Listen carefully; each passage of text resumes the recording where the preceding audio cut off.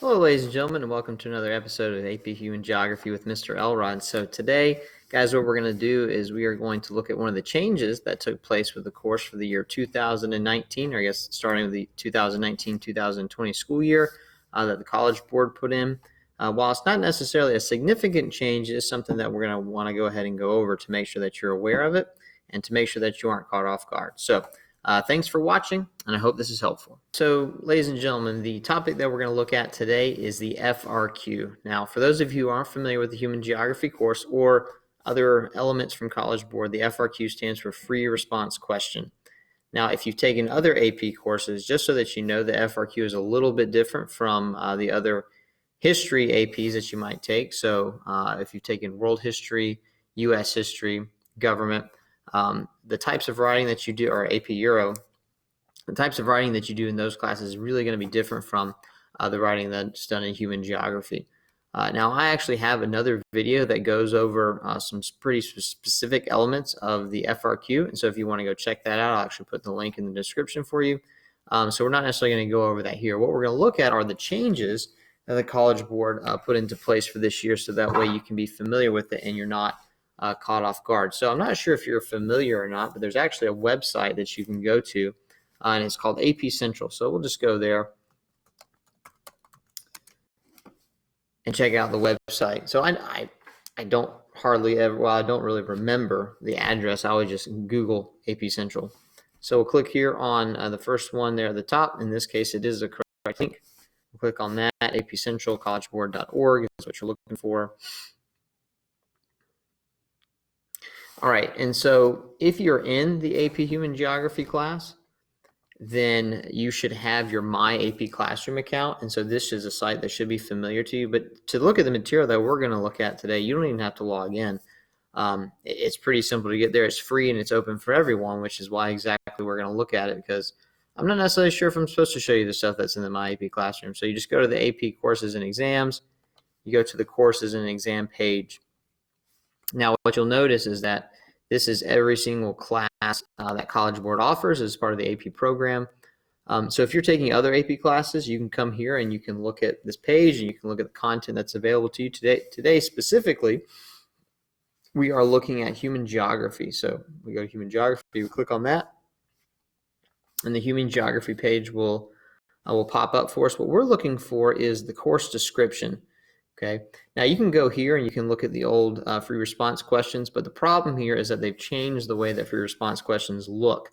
And so the old questions aren't really going to help us out a whole lot, so we won't worry about that so much. What we're interested in is what's over here to the left. And again, this is free for anybody to download. If you want to go there, check it out. Your teacher might have already downloaded it and given you a copy of the course description. But anyway, so this is what's given to every teacher who teaches the class. And it just provides a general overview of the class. So we're just going to scroll down here to the content. It's the table of contents. So here are the different units. You can see that. You can go over it for yourself. Maybe your teacher will provide it for you. We're not so much interested in that today. What we're interested in is the very bottom, the sample exam questions. So this is a hyperlinked PDF, so you can actually go there, and it'll take you all the way down to the bottom. Now, at the very beginning, it's going to provide you with some multiple choice sample questions. So we're not going to worry so much about that. You certainly are welcome to look over those and just kind of test your general knowledge. You can see the different types of questions I'll be asked. Those are stimulus-based questions, which human geography doesn't have a ton of, but it may have a few. So we're going to keep on scrolling, keep on scrolling, keep on going all the way there. Look at all those practice questions. Okay, so now we're down here to the free response questions. Now I will say that the problem here for us anyway is the fact that there is no rubric with this. And rubrics are helpful. Rubrics help you to understand if you got the question correct or not. This particular question you would not be able to answer until you got into the political geography unit, depending on how your teacher does it. Political geography generally is done unit 5. No, sorry, that's agricultural geography. Unit 4 is when political geography comes about. So anyway, we'll take a look at the question here. We'll kind of go over it together. I'm not necessarily going to go over I could, but I'm not necessarily going to go over the answer to the question. I will go over some of the elements and what you want to look for, or some of the things you want to make sure you provide when you look at these questions. So we have the very first part. This is what's called the prompt. And this is not necessarily part of the question. It just kind of gets you thinking a particular way. You are not going to be responding to the prompt. You're only responding to these different elements down here. You'll notice it has A through G. Now, one of the things that College Board wanted to do with the FRQs is they wanted to make them standard. In the past, the FRQs have ranged anywhere generally between 6 and 9 points. Now they want it to be standardized to where they're all 7 points. And so that's why you'll see this is divided up into 7 parts. The idea being that each one of those parts would provide you with 1 point as a part of the FRQ. And so one of my main concerns when I first saw this is that it looks really daunting. It's not supposed to be. The idea is that you could answer this question the exact same amount of time as the old FRQs. All they've done is they've taken the different parts and then separated them into different sentences, and so that you could see specifically what your tasks are, and you don't necessarily have to guess at how many different points each of the parts are going to be worth. So anyway, again, we have the prompt, and so this just kind of gets you in the mindset of what the question's about. So asking the concept of the state as a political unit is subject to the tensions between centrifugal and centripetal forces. Governments are often challenged by the devolutionary factors that challenge state sovereignty. So hopefully, as you've gone through the course, you'll know what those terms mean. Obviously, vocabulary is a really important part of the class. So without the base vocabulary, you're really not going to be able to work your way through that question. But anyway, so we look at this, and again, there's 7 parts, and so you have the A through G. And as far as I understand it, every single FRQ that you're going to find on the AP exam will be an A through G, and so that's just what you can expect. Expect there to be 7 parts, expect there to be 7 points, and so essentially what you're going to have is 1 point per part. Now you'll notice that you're still being asked to do different things, like first part, A part, define the concept of the multinational state. Now, it sounds a little bit complicated. Define the concept. Really, all you're doing is defining the term. So if you've gone through the course, you've seen the term multinational state, and so you should know that it is a state, or what we call a country, that is comprised of multiple nationalities. That's what they're talking about. So that's all you'd have to do. If you want to go a little bit further, you you'd construct a better sentence. You'd say, a multinational state is, and that's all that you would have to do. You wouldn't have to go into any further detail. You just do the one thing that particular part of the question is asking you to do. So make sure you do that. Sometimes students, what they'll do, and I do go to the readings at the end of the year, so I see lots of student samples. We talk around the table about what we're looking for, or what College Board is looking for. And so sometimes students will do that. They think they can get additional points, or they maybe can save themselves if they provide additional content. You don't need to do that.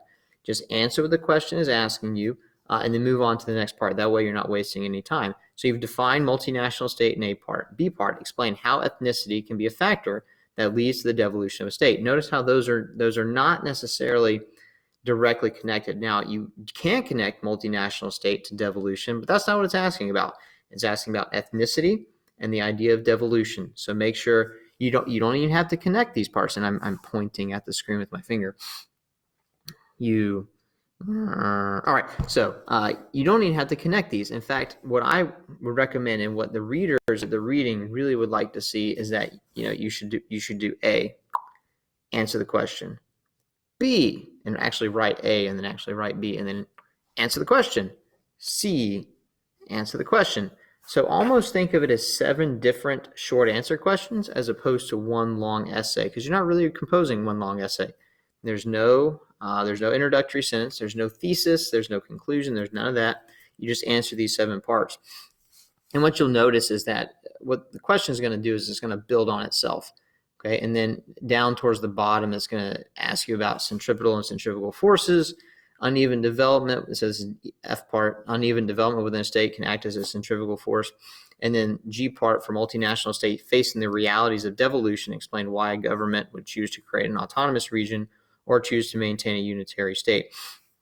And so it builds to that G part. These are different elements of devolution, different things that are going to impact the idea of devolution, the different ethnicities of different nationalities, the concept of centripetal and centrifugal force.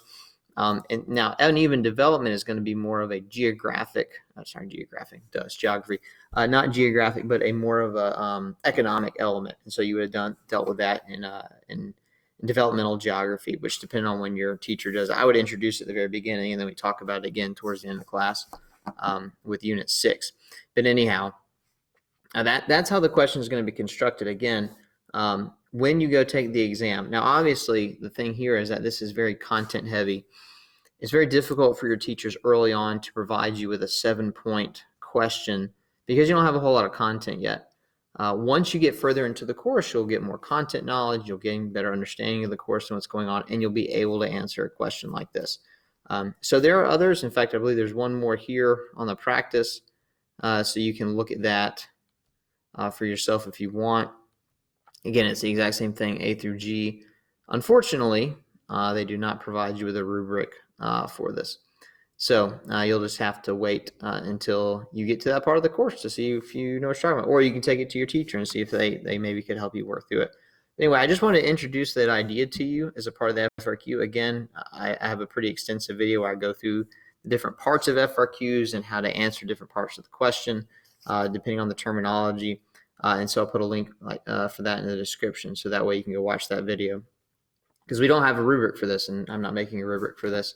But anyhow, that's the new FRQs. Hopefully you're not going to be caught off guard. Hopefully your teacher will go over these with you as you go throughout the year. And so I hope you found that helpful. And as always, I hope to see you next time.